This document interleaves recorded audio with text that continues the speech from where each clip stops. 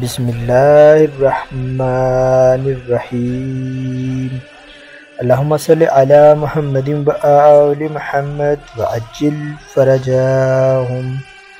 مومنین کی قوت واپس فرمانا۔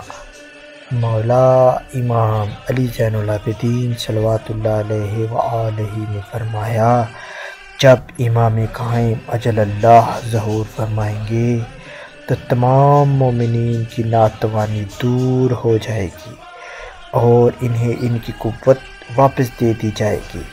اس حدیث پاک کو سمجھنے کے لیے اور حدیث پاک کو ذہن میں رکھیں، کسی نے مولا امیر کائنات علی ابن ابی طالب صلوات اللہ علیہ وآلہ سے پوچھا کہ آقا و مولا مومن کون ہے؟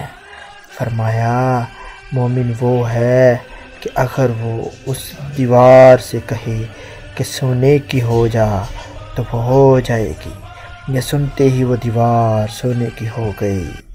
وہ شخص پریشان ہو کر بولا، مولا یہ تو سونے کی بن گئی، حالانکہ آپ جناب صلوات اللہ علیہ نے اسے فرمایا بھی نہیں۔ فرمایا، یہی مومن اور امیر المومنین کا فرق ہے۔ زمانہ غیبت میں مومنین کی تعداد بہت کم ہے۔ اس کی بڑی وجہ یہ ہے کہ لوگ اپنے زمانے کے پاک امام اجل اللہ سے غافل ہیں۔ لوگوں نے غیبت کو عدم وجود سمجھ لیا ہے اور امر امامت کو سکوت و جمود کا شکار سمجھ لیا ہے، حالانکہ ایسا بالکل نہیں ہے۔ جو لوگ اپنے پاک امام اجل اللہ کو حاضر و ناظر سمجھتے ہیں، ان جناب اجل اللہ سے مربوط ہیں، مولا کریم اجل اللہ کی مکمل اطاعت کرتے ہیں، مولا کریم اجل اللہ کے ظہور اکبر میں تعجیل کی دعائیں کرتے ہیں، رزق حلال و طیب استعمال کرتے ہیں، تقوی اختیار کرتے ہیں، بے حیائی سے اجتناب کرتے ہیں۔ المختصر جنہوں نے اپنی مرضی کو مالک کریم سخی لجپال اجل اللہ کی رضا میں فنا کر دیا ہوتا ہے، ان کی قدر و منزلت مولا کریم اجل اللہ کے نزدیک بہت زیادہ ہے، اور مولا امام زمانہ اجل اللہ نے انہیں بہت سی روحانی قوتیں عطا فرمائی ہیں، مگر مومنین کی ان قوتوں کو اپنے خزانہ رحمت میں محفوظ فرما دیا ہے، تاکہ وہ زمانے کے لالچی اور نااہل لوگوں سے محفوظ و مامون رہے۔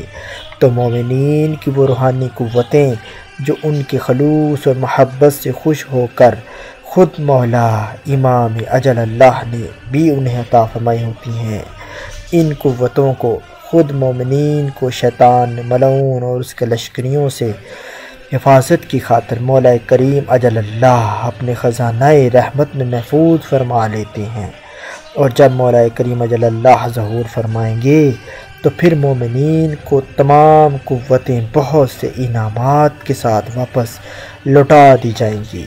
اب وہ مومنین چاہیں تو مردے زندہ کریں، پانی پر چلیں، ہواؤں میں پرواز کریں، آسمانوں کی سیر کریں، مولا کے دشمنوں کی گردنیں اڑائیں، چند لمحوں میں بیج کو پھلدار درخت بنا دیں، ہواؤں اور بادلوں پر حکم چلائیں۔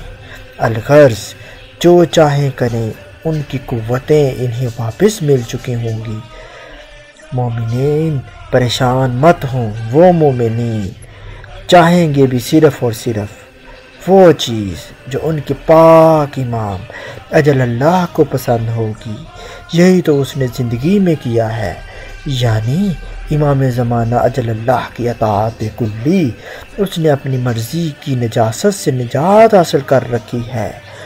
مومنین کرام سے گزارش ہے کہ اس پیغام کو سمجھیں اور اپنی وفاداری اپنے امام زمانہ اجل اللہ تعالی فرج شریف کے ساتھ مقصد کو نبھائیں۔ یا ربا محمد و آل محمد صلی علی محمد و آل محمد وعجل فرج آل محمد۔ اللہم عجل ولیک الفرج، اللہم عجل ولیک الفرج۔